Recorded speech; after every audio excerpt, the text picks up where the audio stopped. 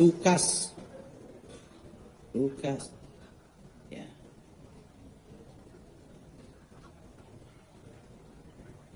Ada Pak Pras? Udah hilang Pak Pras? Mana Pak Pras? Tapi kira-kira Yesus lagi berjalan, kemudian ada si Matius ya. Sakius, dia adalah orang yang nggak bagus katanya, dia suka ngambil-ngambil duit. Terus dia naik manjat pohon, terus kelihatan akhirnya Yesus memutuskan datang ke rumahnya. Orang nanya, kenapa Yesus datang ke rumah orang yang kayaknya nggak reputable gitu? Tuh. Kira-kira bener nggak ya Pak Pras? Nah, udah dikirim ke saya, supaya saya nggak salah quote. Nanti kalau kita salah kitab suci saya dimanain. Tuh, Sakius. Salam saudara-saudara, berjumpa kembali bersama dengan saya di channel ini. Bagaimana kabar kita semua? Kiranya kabar kita selalu baik-baik saja dan diberkati oleh Tuhan Yesus Kristus. Amin. Di video kali ini saya mau bagikan bagi kita video cuplikan yang luar biasa. Bagaimana detik-detik seorang Ibu Sri Mulyani yang membacakan Alkitab. Dan ayat Alkitab ini akan pasti memberkati dan memberikan pelajaran penting bagi kita semua. Tanpa berlama-lama, langsung kita simak cuplikan berikut ini. 19. Masih ada nggak Pak Pras? Kita baca aja ya Pak Pras. Supaya kelihatan bahwa saya knowledgeable katanya. Ya, saya mau menyampaikan bahwa ngurusin negara itu kita nggak kering. Kita juga banyak diskusi yang filosofikal juga. Bener nggak Pak Pras? Pak Pras mana Pak Pras? Kirim ke saya Pak Pras. Kembali. Jadi Lukas 19, kata Pak Pras, ini kalau salah berarti kotasinya dari Pak Pras ya.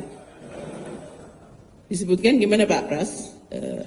Bahwa dia mengambil uang dari kelompok kaya.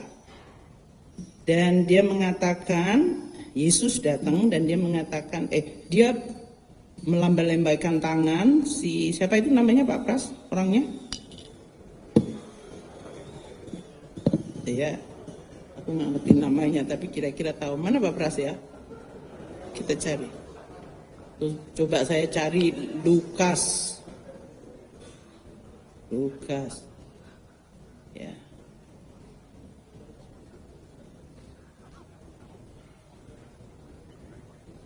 Ada Pak Pras?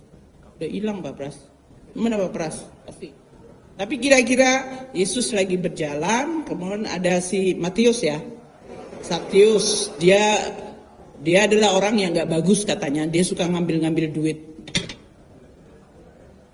Terus dia naik manjat pohon, terus kelihatan akhirnya Yesus memutuskan datang ke rumahnya. Orang nanya, kenapa Yesus datang ke rumah orang yang kayaknya nggak reputable gitu?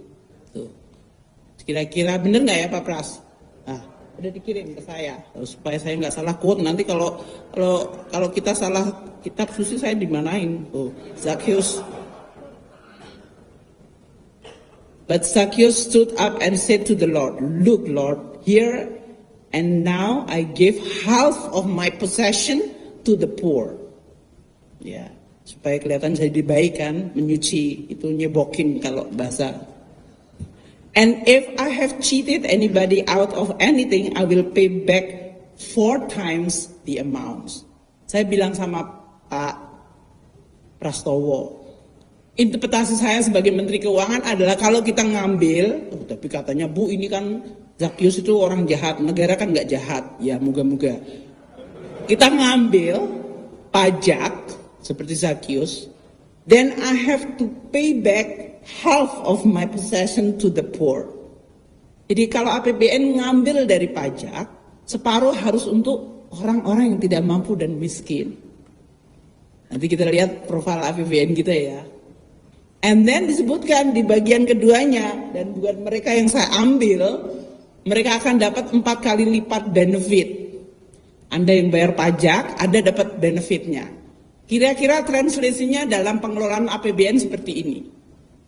Pendapatan diambil dari masyarakat. Mestinya yang mampu kan? Karena kita ada PTKP, pendataan tidak kena pajak. Jadi yang nggak mampu ya nggak bayar pajak. Karena saya sering mendapatkan keluhan, saya udah nggak punya income, saya harus bayar pajak. Saya bilang, yang mana bayar pajaknya? Kalau nggak punya income, Anda nggak bayar pajak. Bahkan Anda menikmati hasil dari pajak. LPG 3 kilo kalau di rumah-rumah para romo, ada LPG yang 3 kilo, itu Anda menikmati hasil dari tadi.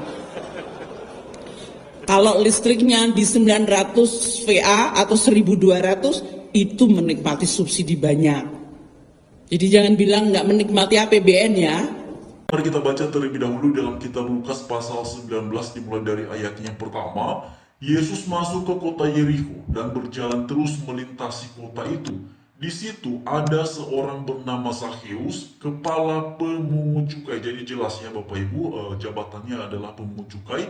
Dan ia seorang yang kaya, jadi kelas sosialnya ataupun status sosialnya orang kaya. Ia berusaha untuk melihat orang apakah Yesus itu. Tetapi ia tidak berhasil karena orang banyak sebab badannya pendek. Ya, ini kondisi fisiknya ya. Maka berlarilah ia mendahului orang banyak, lalu memanjat pohon ara untuk melihat Yesus yang akan lewat di situ. Ketika Yesus sampai ke tempat itu, ia melihat ke atas dan berkata, "Zakheus, segeralah turun sebab hari ini aku harus menumpang di rumahmu." Nah, ini dia Bapak Ibu. Lebih lanjut lagi dikatakan bahwa lalu Zakheus segera turun dan menerima Yesus dengan sukacita. Ini adalah respon ya yang diekspresikan oleh Zakheus usai Yesus berkata, "Zakheus segeralah turun sebab hari ini aku harus menumpang di rumahmu." Tetapi semua orang yang melihat hal itu bersungut-sungut. Katanya ia menumpang di rumah orang berdosa. Tetapi Zakheus berdiri dan berkata kepada Tuhan, "Tuhan, setengah dari milikku akan kuberikan kepada orang miskin. Dan sekiranya ada sesuatu yang kuperas dari seseorang akan kukembalikan 4 kali lipat." Nah Bapak Ibu semua, lebih lanjut kita baca di ayat yang ke-9 dikatakan bahwa kata Yesus kepadanya, "Hari ini telah terjadi keselamatan kepada rumah ini. Karena orang ini pun anak Abraham, sebab anak manusia datang untuk mencari dan menyelamatkan yang hilang." Pertama Bapak Ibu semua, tadi kita sudah dengarkan ya bersama-sama interpretasi yang disampaikan oleh Bu Sri Mulyani, dan itu beliau tegaskan dari sudut pandang sebagai seorang yang sudah ya berkecimpung dalam hal dunia keuangan ya, dalam posisinya sebagai Menteri Keuangan.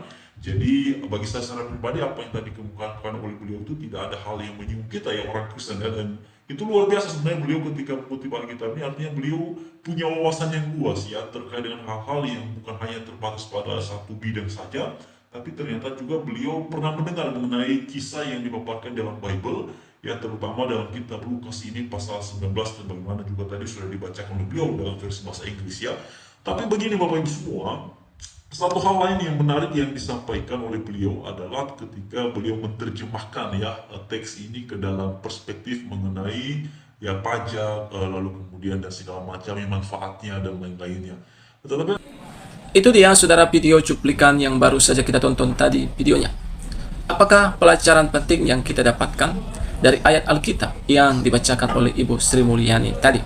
Bagaimana di situ dikisahkan tentang bagaimana seorang Zakheus yang ketika berjumpa dengan Tuhan Yesus Kristus, dan seorang Zakheus membawa Yesus datang ke rumahnya untuk makan dan minum bersama-sama di sana. Orang-orang yang ada di sana, saudara-saudara, mereka begitu tidak suka, khususnya ahli-ahli Taurat dan ahli-ahli Farisi. Mereka mengatakan, "Kenapa Yesus gurumu diundang dan dia mau? Bukankah pemungut cukai ini ataupun Zakheus ini adalah seorang berdosa?" Yesus katakan, "Aku datang bukan untuk memanggil orang benar, tapi aku datang untuk mencari, menyelamatkan mereka supaya mereka bertobat." Dan apa yang terjadi saudara-saudara, seorang Zakheus yang mengundang Yesus Kristus berubah. Bagaimana orang-orang yang berpikiran tidak baik terhadap dia, dan orang-orang yang menganggap seorang Zakheus adalah seorang pemungut cukai yang dianggap pada waktu itu tidak suci ataupun adalah orang yang bisa dikatakan buruk ya. Tetapi Yesus menerimanya sehingga Zakheus mengalami perubahan, dan dia berkata, "Kalau ada yang kuperas selama ini akan kukembalikan berlipat kali ganda." Di situ saudara, Yesus katakan hari ini telah terjadi keselamatan bagi orang ini. Zakheus diselamatkan, hatinya diubahkan menjadi murah hati. Nah, pandangan yang kita dapatkan dari video ataupun dari ayat Alkitab yang kita dengar hari ini adalah jangan pernah kita menghakimi orang lain. Jangan pernah kita menjudge ataupun menilai seseorang, ya, bahkan mengatai seseorang, bahkan menolak seseorang karena dosanya atau apapun itu. Tetapi marilah kita menerima mereka. Menerima bukan berarti kita akan menjadi sama seperti mereka. Menerima, menyambut mereka dengan kasih, itulah yang akan mengubahkan dan bahkan menyelamatkan mereka. Khususnya kita adalah anak-anak Tuhan. Ya, kita tidak boleh menganggap rendah orang lain.